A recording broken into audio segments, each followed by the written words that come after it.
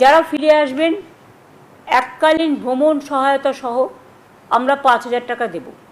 পুনর্বাসন ভাতা মানে আমরা ফিরে আসার পর 12 মাস মানে 1 বছর নতুন কাজের ব্যবস্থা না হওয়া অবধি প্রতি মাসে তাদের 5,000 টাকা করে দেওয়া হবে।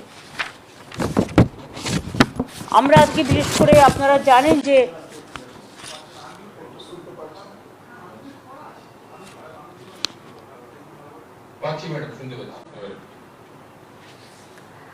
আমি আজকে শুধু ক্যাবিনেটের একটা স্কিম হয়েছে সেটার ব্যাপারে বলবো, অন্য কোনো কথা বলবো না, কারণ আমার অন্য লোককে টাইম দেওয়া আছে। আর এটা অ্যাবসলিউটলি গভর্নমেন্টের প্রেস কনফারেন্স, সুতরাং অন্য কোনো পলিটিক্যাল বা অন্য কোনো বিতর্কিত বিষয় এখানে বলা হবে না। আপনারা জানেন যে বিভিন্ন রাজ্যে যেখানে ডাবল ইঞ্জিন সরকার আছে সেখানে বাংলা ভাষা ও বাঙালি পরিচয়ের ওপরে পরিকল্পিতভাবে আক্রমণ চালানো হচ্ছে। কেউ বাংলায় কথা বললে তাকে অপরাধী হিসেবে চিহ্নিত করা হচ্ছে, তাকে কোথাও বাংলাদেশে পুশ করে দেওয়া হচ্ছে, কোথাও জেলে ঢুকিয়ে দেওয়া হচ্ছে, কোথাও থানায় নিয়ে গিয়ে হ্যারাস করা হচ্ছে। এবং বাংলা ভাষার কথা বলার জন্য এখনও পর্যন্ত হেনস্থার শিকার হয়েছে প্রায় 22 লক্ষ পরিযায়ী শ্রমিক ও তাদের পরিবার। এদের মধ্যে ম্যাক্সিমাম আমাদের এখানে পরিযায়ী শ্রমিক, আমাদের যে পোর্টাল আছে সেই অনুযায়ী 22 লক্ষ আছে, কিন্তু বাংলার বাইরের অন্যান্য রাজ্য থেকেও আমাদের রাজ্যে প্রায় 1.5 কোটি পরিযায়ী শ্রমিক আছে।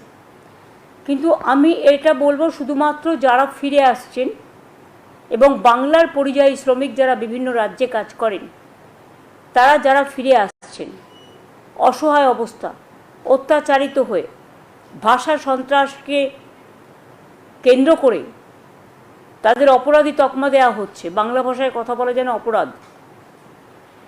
কাজে এটা নিয়ে আমরা একটা সিদ্ধান্ত নিয়েছি যে বাংলায় যে সকল পরিযায়ী শ্রমিক বাংলার বাইরে কাজ করছে তাদের বাড়ি ফিরিয়ে এনে এবং তারা যদি নিজেরাও চলে আসে, যারা আসতে পারবে, যারা আসতে চায়, তাদের পুনর্বাসনের জন্য আমরা একটা পরিকল্পনা গঠন করেছি। এই পরিকল্পনাটার আমরা নাম দিয়েছি শ্রমশ্রী, নতুন পরিকল্পনা। এর আগেও কোভিডের সময় আপনারা জানেন বিভিন্ন পরিকল্পনার মাধ্যমে তাদের আমরা নিয়ে এসেছিলাম, সাহায্য করেছিলাম। সেগুলো যেমন প্রচেষ্টা, পরিযায়ী সহায়তা, সমর্থন, স্নেহের পরশ, নানান প্রকল্প আমরা চালু করেছিলাম। সারা দেশের অন্যান্য প্রদেশের লক্ষ লক্ষ মানুষকে আমরা বাংলার সম্মানের সাথে রাখি, কিন্তু বাংলার মানুষ, এমনকি অন্ধ্রপ্রদেশে আমি শুনলাম কালকে একজনকে খুন করে তার ডেড বডিটা পর্যন্ত দিতে দেওয়া হয়নি। প্রতিদিন এই জিনিস চলছে সারা ভারতবর্ষ জুড়ে। শ্রমশ্রী প্রকল্প কেন করছি তার কারণ হচ্ছে এই প্রকল্পের মূল উদ্দেশ্য পরিযায়ী শ্রমিকদের বাংলায় ফিরিয়ে আনা এবং তাদের জীবিকার জন্য, নিজের পায়ে দাঁড়ানোর জন্য সাহায্য করা। যারা ফিরে আসবেন এককালীন ভ্রমণ সহায়তা সহ আমরা 5,000 টাকা দেব। পুনর্বাসন ভাতা মানে আমরা ফিরে আসার পর 12 মাস মানে 1 বছর নতুন কাজের ব্যবস্থা না হওয়া অবধি প্রতি মাসে তাদের 5,000 টাকা করে দেওয়া হবে। লেবার ডিপার্টমেন্ট হচ্ছে এটার ব্যাপারে নোডাল ডিপার্টমেন্ট। আমাদের উৎকর্ষ বাংলা আছে যেখানে স্কিল ট্রেনিং দেওয়া হয়। ফিরে আসা শ্রমিকদের মধ্যে আমরা দেখব দক্ষতা কার কীভাবে আছে, এবং যদি দক্ষতা থাকে দরকার হলে আমরা তাদের আবার প্রশিক্ষণ দেবো, দিয়ে বিভিন্ন কাজে ইনভলভ করব। এছাড়াও কর্মশ্রী প্রকল্প আমাদের আছে, এই শ্রমিকদেরও জব কার্ড দেওয়া হবে। কর্মশ্রী প্রকল্প যেটা 100 দিনের কাজ বন্ধ হওয়ার পরে আমরা চালু করেছি, মনে রাখবেন এর মধ্যেই আমরা 78 লক্ষ জব কার্ড হোল্ডারকে কাজ দিয়েছি এবং 91 কোটির বেশি ম্যান্ডেট তৈরি হয়েছে। রাজ্য সরকারের নিজের খরচায় 19,000 কোটি টাকা সুযোগ পাওয়ার মানে খরচ হয়েছে। এছাড়াও আমাদের এখানে সেলফ এমপ্লয়মেন্টে নানা রকম অনেক সহজে লোন দেওয়ার ব্যবস্থা আছে। যেমন মাইনরিটি ডেভেলপমেন্ট কর্পোরেশন সংখ্যালঘু ভাই বোনদের ব্যবসার জন্য লোন দেয়। SC ST OBC development corporation SC ST ওবিসিদের লোন দেয়। উদীয়মান স্বনির্ভর কর্মসংস্থান প্রকল্পেও লোন পাওয়া যায়। এই সুযোগগুলো তারা নিতে পারে। কেউ পরিযায়ী শ্রমিক আসলেই প্রথমে যে কাজটা আমরা করব, তার হাতে 5,000 টাকা দেবো, তাকে খাদ্যসাথী কার্ড বানিয়ে দেবো। এটা ডিএমদের বলা হয়েছে, বিডিওদেরও সমস্ত সিএস নিজে দায়িত্ব নিয়ে মনিটরিং করবে। এটা হাতে সঙ্গে সঙ্গে খাদ্যসাথী কার্ড, স্বাস্থ্যসাথী তার পরিবারের জন্য কার্ড। তাদের যদি নিজেদের বাড়ি থেকে ঠিক আছে, বাড়ি না থাকলে কমিউনিটি কিচেন সেন্টার। এবং তাদের ছেলেমেয়েরা অর্ধেক পড়াশোনা অবস্থায় বছরে ফিরে আসছে, সুতরাং তাদের স্থানীয় যে সমস্ত স্কুলগুলো আছে গভর্নমেন্টের, সেই সব স্কুলগুলোতে ভর্তির ব্যবস্থা করে দেওয়া, যাতে বাচ্চাদের শিক্ষার কোনো প্রবলেম না হয়, ছেলে মেয়েদের পড়াশোনার সুবিধা এবং শিক্ষার ধারাবাহিকতা বজায় রাখার জন্য। এছাড়াও তারা অন্যান্য সরকারি প্রকল্প, যেমন কন্যাশ্রী আছে, শিক্ষাশ্রী আছে, ঐক্যশ্রী আছে, মেধাশ্রীর মতো নানান স্কলারশিপের সুযোগ সুবিধাও পাবে। এই প্রকল্পের সুবিধা কারা পাবে? বাংলায় যে 22,40,000 পরিযায়ী শ্রমিক ভারতবর্ষের অন্যান্য রাজ্য এবং বিদেশে কাজ করছে, এবং যারা আমাদের পরিযায়ী শ্রমিক সংক্রান্ত যে পোর্টালে নাম নথিভুক্ত করেছেন, তারা এই শ্রমশ্রীর সুবিধে পাবেন। কিন্তু অনেকে আছে যারা হয়তো নাম নথিভুক্ত করেনি, তারা নথিভুক্ত করতে পারে। এটা অনলি বাংলার পরিযায়ী শ্রমিক যারা বাইরে আছে বা অন্যান্য রাজ্য থেকে কর্মসংস্থান হারিয়ে ফিরে আসছেন, তাদের জন্য, তাদের নিজে পায়ে দাঁড়ানোর জন্য। এটা অন্যান্যরা যারা আছে তারা কিন্তু নয়, কারণ তারা তো কাজ করছে অলরেডি। এবং labour department total nodal department হিসেবে কাজ করবে, এবং সর্বোপরি এটা সিএস নিজে মনিটরিং করবে। কিছুদিনের মধ্যেই যারা ফিরে এসছে, যাদের আমরা যোগাযোগ করে বা অনেকে বাংলাদেশে নিয়ে চলে গেছে, সেখান থেকে কোর্টে কেস করে, বা অন্ধ্রপ্রদেশে বা ছত্তিশগড়ে বা হরিয়ানাতে বা দিল্লিতে বা রাজস্থানে বিভিন্ন জায়গায় অত্যাচারিত হয়েছে, তাদের কোর্টে কেস করেও অনেককে আমরা ছাড়িয়ে এনেছি। এর মধ্যে আমাদের প্রায় 2,730টা পরিবার আছে। এটাকে যদি আপনি 4-5 জন করেও একটা পরিবারের সংখ্যা অনুযায়ী যোগ করেন, তাহলে মোট 10,000-এর বেশি লোক কিন্তু আমরা নিয়ে এসেছি অলরেডি। বাদ বাকি তো অনেকে নিজে আসছেন, নিজেরাও এই পোর্টালে অ্যাপ্লাই করতে পারেন। এই পোর্টাল অনুযায়ী তারা প্রথমে এসে নথিভুক্ত করবে। তাহলে আমি বলবো শ্রমশ্রীর নামে একটা পোর্টাল করে দিতে। হ্যাঁ, শ্রমশ্রীর নামে একটা পোর্টাল করলে তাকে একটা আই কার্ডও দিয়ে দেবে। আই কার্ডের মেম্বার হিসেবে সে এই সুযোগ সুবিধাগুলো পাবে। আর যতক্ষণ পর্যন্ত এই কাজটা সম্পূর্ণ না হচ্ছে, ততক্ষণ যারা ফিরে এসছে তাদের হাতে 5,000 টাকা করে দেওয়া হবে, খাদ্যসাথী, স্বাস্থ্যসাথী এবং ছেলে মেয়েদের পড়াশোনার জন্য ভর্তি করার ব্যবস্থা।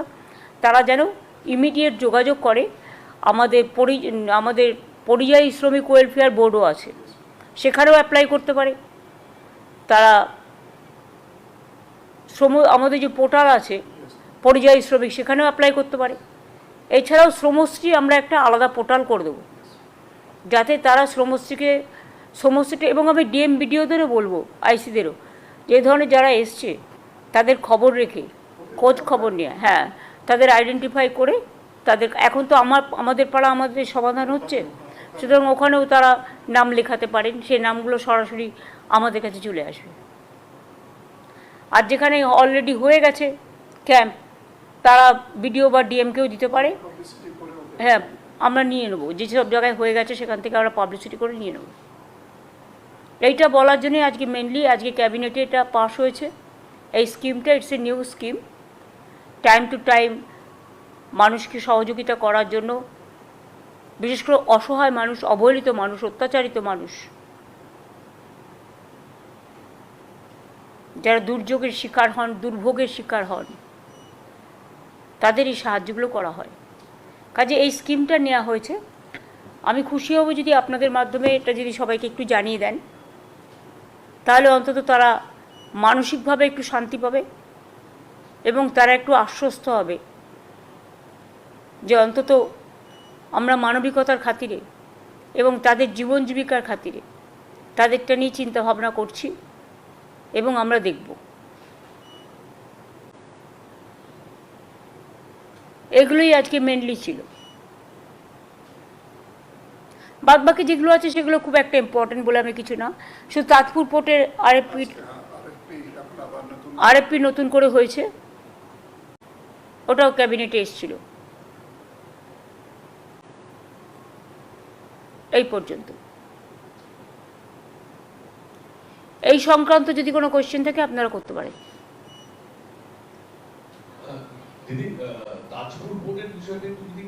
বললাম তো, আর জাস্ট সিএস বলে দেবে।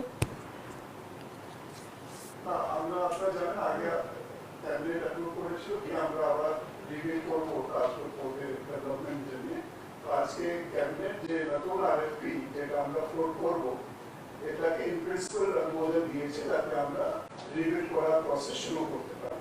তখন আমরা আজকে ক্যাবিনেট অ্যাপ্রুভাল হওয়ার পরে আমরা এখন বিড ফ্লোট করব, আরএফপি ফ্লোট করব, তারপরে যে প্রসেস থাকে সেই হিসাবটাকে এগিয়ে দিতে হবে। কিন্তু এটা থেকে নতুন কোনো কন্ডিশনস কিছু আসবে? প্লিজ, এটা আপনার জানা তো এখতিয়ার নয়। This absolutely A technical matter, CS বলে দিয়েছে।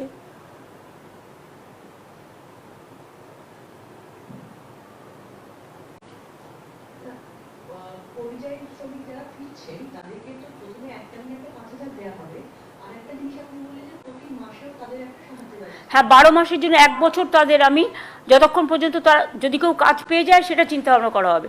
এর মধ্যে যদি কেউ কাজ না পায় তাহলে সে মাসে 5,000 টাকা করে পাবে, প্লাস খাদ্যসাথী, স্বাস্থ্যসাথী, ছেলে মেয়েদের ভর্তি, এগুলো তো সব করে দেওয়াই হবে। এটা একটা ক্যাশ মানি তাকে হাতে দেওয়া হচ্ছে, যাতে মানে ব্যাংকের থ্রুতেই পাবে, যেটা হচ্ছে তার ব্যাংকের কার্ডও হবে, যাতে সে একটা নিজে পায়ে দাঁড়াতে পারে। আচ্ছা, আপনাদের আমি আর একটা কথা বলতে অনুরোধ করব। আমার কাছে আজকে খবর এসছে কল্যাণী এম সেন্ট্রাল গভর্নমেন্টের আন্ডারে, তারা ভালো কাজ করুক, জায়গা জমি সব আমরা দিয়েছি, অনেক সাহায্য করেছি, কিন্তু যখন উদ্বোধন করে তখন কিন্তু আমাদের জানায় না, আমাদের প্রয়োজনও নেই। কাজ করা আমাদের কর্তব্য, আমরা করে দিয়েছি, জমিটা আমরাই দিয়েছি, তাই তো? কিন্তু ওরা কি করছে, মেন্টাল হেলথের নাম করে পরোক্ষভাবে এনআরসির নামে একটা সার্ভে করছে। আমি সমস্ত জনসাধারণকে আবেদন করব, যে কোনো সংস্থা যদি আপনাদের কাছে কোনো বাড়িতে কোনো ব্যাপারে সার্ভে করতে যায়, তাহলে আপনারা স্টেট গভর্নমেন্টের কাছে কোয়ারি করে জেনে নেবেন। স্টেট গভর্নমেন্ট যদি কোনো সার্ভে কোনোদিনও করে আপনাদের জানিয়ে দেবে, কিন্তু স্টেট গভর্নমেন্ট এই দায়িত্বগুলো নেবে না। মেন্টাল হেলথ কটা থাকে, মেন্টাল হেলথের নাম করে বাড়ি বাড়ি সার্ভে করে একটা পার্টির হয়ে কাজ করা, ডাইরেক্ট পার্টি হয়ে করুক না, লোক নেই বলে, বিভিন্ন এজেন্সির মাধ্যমে। আর এমসকে আমি বলবো আপনারা ভালো করে কাজ করুন, রোগীদের সুস্থ করুন। আমরা আপনাদের অনেক সাহায্য করেছি, আগামী দিনেও করব, কিন্তু দয়া করে এই খেলাটা খেলবেন না। স্টেট গভর্নমেন্টের নিজের মেন্টাল হেলথ ডিপার্টমেন্ট আছে, এটা স্টেট গভর্নমেন্ট করে, এটা আপনার কাজ নয়। কাজে এটা কিন্তু পরোক্ষে অনেক এজেন্সি, অনেক সংস্থার নাম করে গিয়ে বাড়ি বাড়ি সার্ভে করছে আপনার ভোটার লিস্ট থেকে নাম বাদ দেওয়ার জন্য। কাজেই সজাগ থাকুন, সতর্ক থাকুন, কাউকে কোনো ডিটেলস দেবেন না, একমাত্র স্টেট গভর্নমেন্টের অফিসিয়াল লোক ছাড়া। दीदी, क्योंकि पूरा देश में बंगाली जो माइग्रेंट लेबर है उनके ऊपर टॉर्चर्स हो रहे हैं, क्या इसी के प्रतिवाद में आप प्रधानमंत्री की जो प्रोग्राम है उसमें आप नहीं जा रहे, ऐसा सुनने में आ रहा है? This is not related to your question. Thank you.